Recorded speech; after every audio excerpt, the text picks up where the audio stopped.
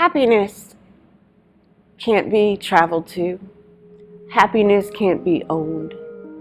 Happiness can't be consumed.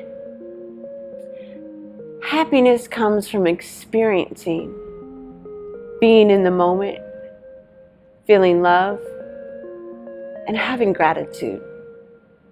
I'm not talking about just the gratitude that you're grateful for that you woke up that day. I'm talking about that deep gratitude even when you're angry. Well, you really can't be angry and grateful at the same time. I don't think so. I'm talking about that gratitude that no matter what, that you can look at a person and just be grateful for who they are, what they are, how they represent you, or what you do, how they are in your life.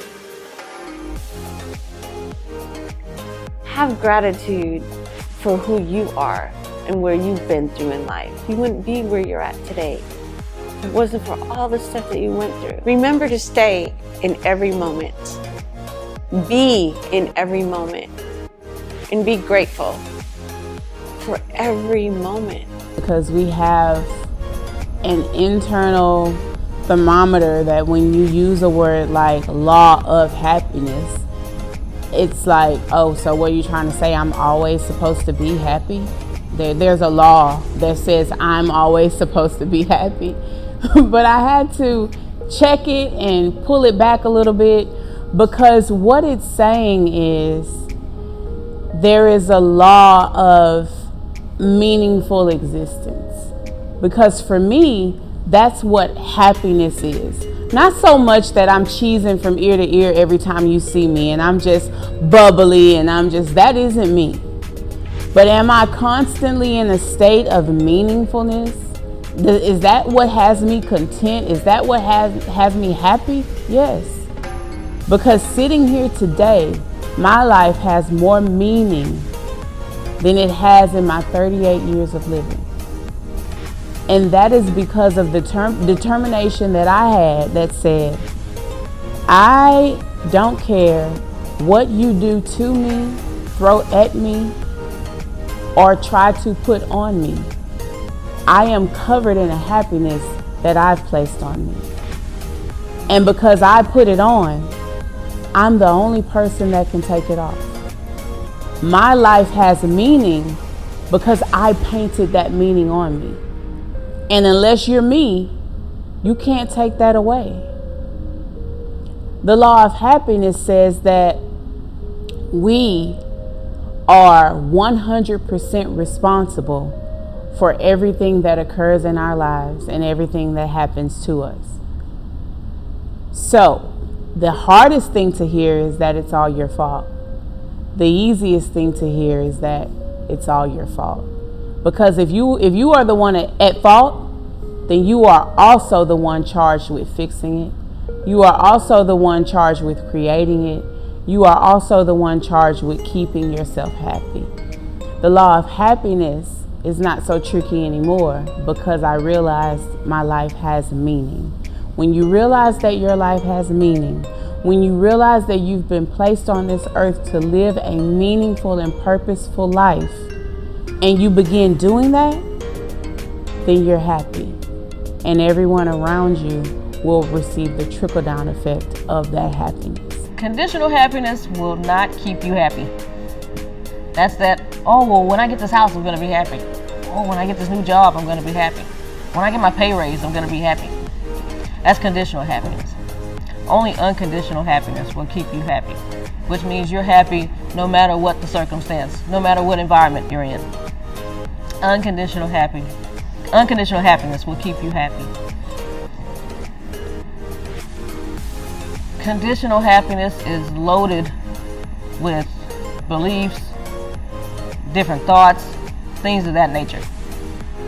And so because of that won't keep you happy. Anything at any given moment in time can keep you from being happy and cause you to be unhappy. It's the unconditional happiness that will keep you happy. Kids do this all the time. Kids know this better than adults. They know that life is supposed to be fun no matter what. Watch a toddler. watch them for a moment and see the point where they get sad and they start crying, but see how long they stay there. They don't stay there long because they know, I need to get back to the point of happiness. I need to do something else that's going to make me happy. And they get back there as quickly as possible. And that's what we as adults need to do. Stay happy no matter what. Whatever's going on, don't worry, be happy. I was worried for so long concerning who I should be, what I should be doing, what should be done by me. And I was less concerned with who I currently was, what I currently was doing, who I am.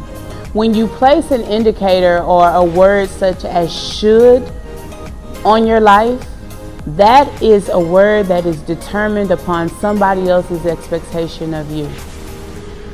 The law of happiness states that you live according to your own expectation.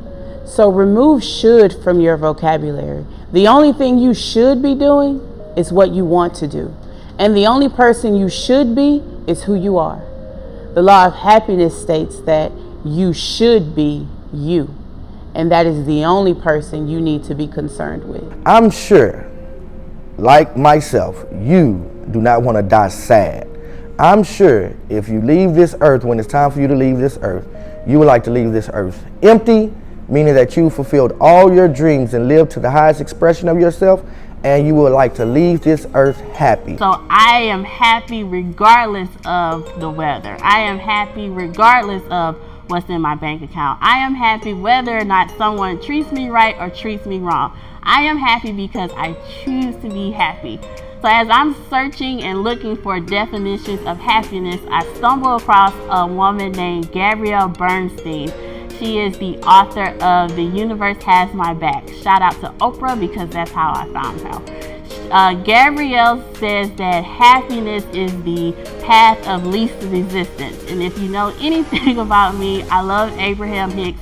Abraham talks about path of least resistance. And I have adapted that definition as my happiness because when I am not resisting, when I am not trying to prove a point, when I'm not fighting someone, when I'm just simply allowing, simply going through life, not trying to make a point, just exist, I am happy. Happiness for me is the path of least resistance for me. So when someone introduces new information and I go against it, I am not happy regardless of how I try to play it off. Path of least resistance is happiness for me because when I'm resisting, my mood changes. When I'm resisting, my guard is up. I'm not relaxed. I'm not calm. I'm defensive. I'm trying to protect myself. And when I'm in that space, there is no such thing as happiness. Since happiness is an inside job, since happiness is your responsibility, I encourage you to watch how you interact with yourself. Meaning watch how you talk to yourself. Watch how you love or respect yourself. If you are telling yourself how down you are, how broke you are, how no good you are, how you will never amount to anything, how you won't achieve your dreams, how you're not as good as the next person, as you telling yourself you won't make it, you won't do this, you won't do that, you are in a state that is not happy and you're not grateful for your life. It is your responsibility to talk to yourself positively. It is your responsibility to love yourself unconditionally no matter what. Speaking of no matter what, there's a book by Lisa Nichols called No Matter What. And in this book, it is painful to read, but I had to go through it. In this book, she has an exercise where you look in the mirror and you tell yourself, I forgive you for, and you insert your name. So I would say, Tempest, I forgive you for. And whatever comes out is the thing that you're struggling with. Well, I wasn't happy in my life because I had things that I was holding grudges against myself. I was holding on to unforgiveness with myself. And the moment I start to work on forgiving Tempest is the moment I started feeling better about myself. The moment I started inviting happiness into my life. Then once I forgave Tempest for things, then I can go on and move on to other people and forgive them for things that they did long ago, wasn't even thinking about anymore. But I wasn't happy because I was holding on to grudges. I was holding on to hurt. I was holding on to pain, not realizing that I I was conditioning my life not to be happy. I was telling myself how low down and unworthy I was, so I wasn't living a life that was worthy of me. I wasn't producing a life that was happy. I wasn't producing a life that was positive. I was stuck in poverty pretending to be happy. Ladies and gentlemen, if your mind is polluted with poverty, not the money in your account, but poverty thinking, you are not happy. The only way you can be happy, in my opinion, is to find your road to prosperity. Poverty looks okay, it's comfortable, you think you're happy, but there's a level of happiness, there's a level of awareness that you're missing out on. You are ultimately responsible for your happiness. So if you, at any given moment in your life, you feel the opposite of happy, your life is not a happy life. I want to tell you a story. It's my favorite story because there's so much to learn from it. There's this girl who had a really bad car accident during a storm. Once she started driving again, of course she was okay driving as long as it was dry and sunshine and blue skies outside. But when it came to it being rainy, she really didn't like driving. Well, one day, her and her father, who was sitting in the passenger side, they were traveling together. And they were on this road. And as they were driving, it started to rain. So, of course, she already, remembering what happened the last time it rained and when she got in the really bad accident, she already started freezing up at the steering wheel. You know, she got nervous, she got scared. And her dad told her, it's okay. It's going to be okay. Just keep driving. So she kept driving and the rain started coming down even harder. And she looked at him. She said, Dad, I can't do this. I'm going to turn over. He's like, no. I got you. Keep driving. And now she's getting frustrated at her dad because she knows he understands what she went through and she's not understanding why he won't let her pull over. So she keeps driving and the rain gets harder. And it gets harder to a point where she can't even see in front of her. She's like, Dad, I don't care what you're saying. I'm pulling over right now. And he looked at her and said, you better not. You keep driving forward. And as she's driving, she's looking at all the cars on the other side of her that are parked because, ladies and gentlemen, it's raining that hard. And y'all know that kind of rain. That rain where you can't even see regardless of how fast the windshield wipers are going. It's raining that hard. But he tells her to keep driving. So now she's driving in anger.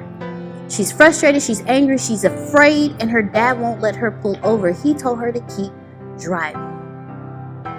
So she kept driving, and eventually she got out of the rain. Just like that, it cleared up, the skies opened up. It's still a little cloudy, but now she sees the sunlight. It's not raining as hard, and then it actually starts slacking up to the point where it stops, and then her father looks at her and he says, now you can pull over. And so she pulls over and she's like, why did you ask him to pull over? He said, look behind you. He said, look at all the cars that are still in the storm. If you park in your storm, you stay in your storm longer than you need to. Well, ladies and gentlemen, why am I telling you this story? She was so focused on the fear, on the memory of the car accident, on the rain, on her dad not letting her pull over, on her anger towards him and her frustration, that she forgot to look at the good side of it. She had someone in the car with her who knew better than she did. She had someone in the car with her that she could trust, that did not guide her wrong. She forgot to look at the fact that she was still able to drive. She forgot to actually appreciate the fact that she made it out of the car accident and was able to get back behind the wheel of another car. She forgot to look at the good of the fact that the storm didn't last long. Ladies and gentlemen, stop focusing on everything that's going wrong and appreciate everything that's right. Always look for the good in everything. It's not always easy, but it's there. Trust me, I know. I have people that look at me every single day and see the good in me when I don't see it in myself. So, ladies and gentlemen, focus on the good. Stop focusing on the bad.